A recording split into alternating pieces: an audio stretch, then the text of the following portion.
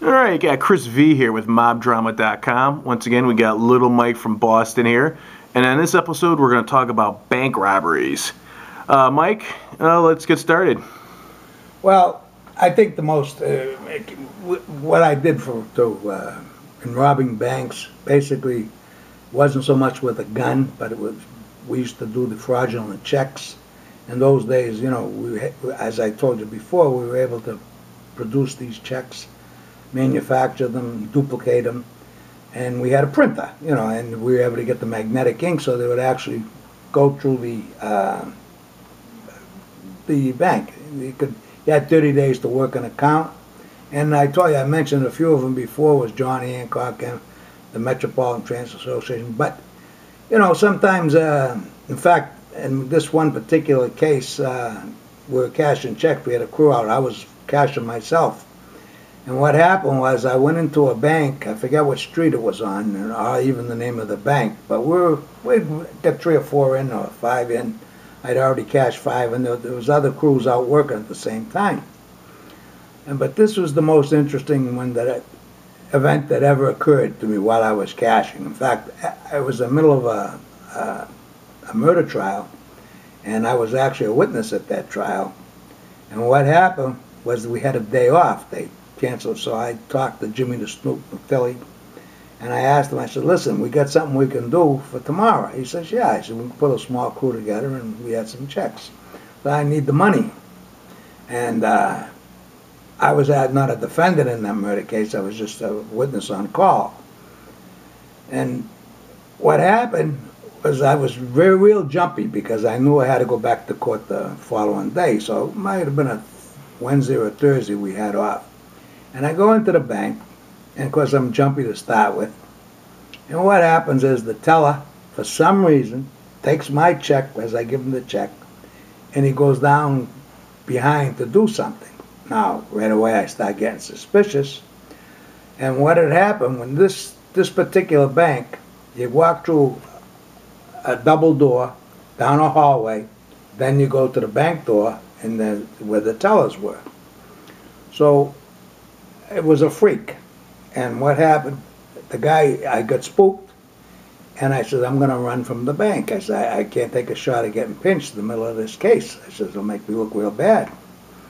So I went out the first set of doors, and as I'm coming down the hallway, I noticed that the double doors to the street are locked, and who's coming in? 2 guys from an armored car with stacks of money on a 2-wheeler.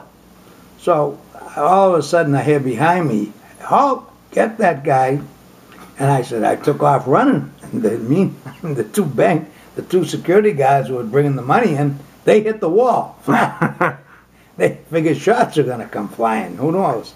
Well, I went barreling right by them, and I hit them doors, but they had locked the doors.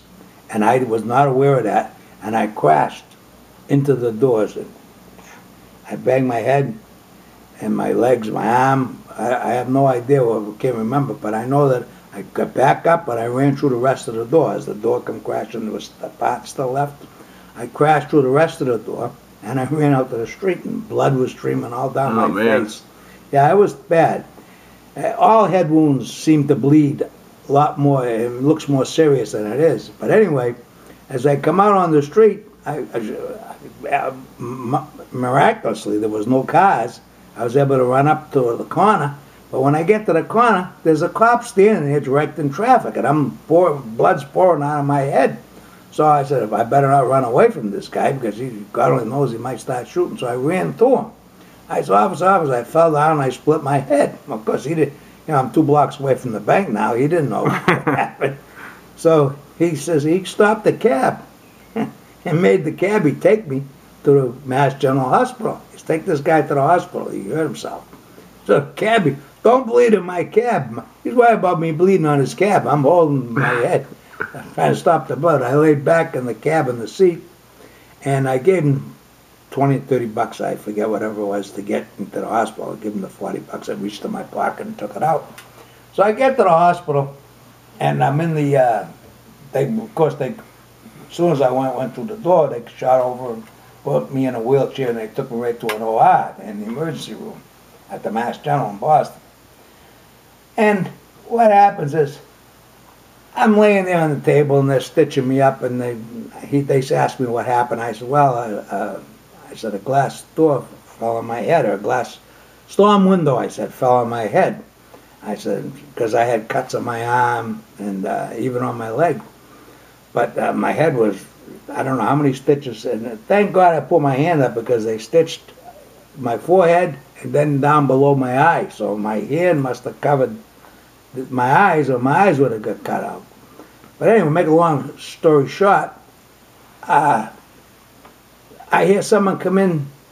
You know, I told him a storm window fell on me, and I hear someone come in the OR, or the operating room, and he says, yo, you better check that guy real good. He went through a glass door, a bank door. So I said, uh-oh. I said, the cops are here. I said, I'm done for. So the doctor kept stitching. I got about 40 stitches total on my arm and my head and my face. Jesus. Yeah, I was cut up pretty bad. And of course, you know, the jagged edges were left after I first initially cracked the door. Those jagged edges cut out, reached out and cut me. Anyway, I said to the doctor when he was just about through and he was finishing up, and I said, Doc, I said, where you going now, Doc? He said, I'm going to my next patient. I said, oh. I says, where does that door there go to? He says, that goes to the next room into the hallway. So I said, okay. And as soon as he walked, I went up. My head was all wrapped in bandages. So I went out that side door. I took off. I left got out of the hospital. I grabbed the cab. And I knew where the guys were back at the stash house, you know, the safe house. And as I come through the door, they were all sitting there counting the money.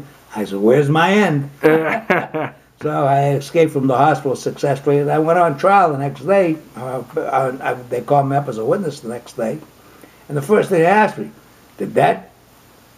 those injuries you got today, because I was all wrapped in bandages around the head, they says, did those injuries have anything to do with this trial? I says, no.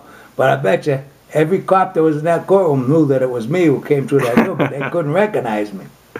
In those days, they didn't have the devices they have today, and the cameras and so forth and so on. So, but it was a very interesting experience and very dangerous. I was very lucky to get out of it, but I got my end. Hey, you got your end. It's all that matters. Yep. Okay. All right, there. All right, this is Chris V with MobDrama.com, and we're finishing up with this episode. We'll be shooting another one. Thanks.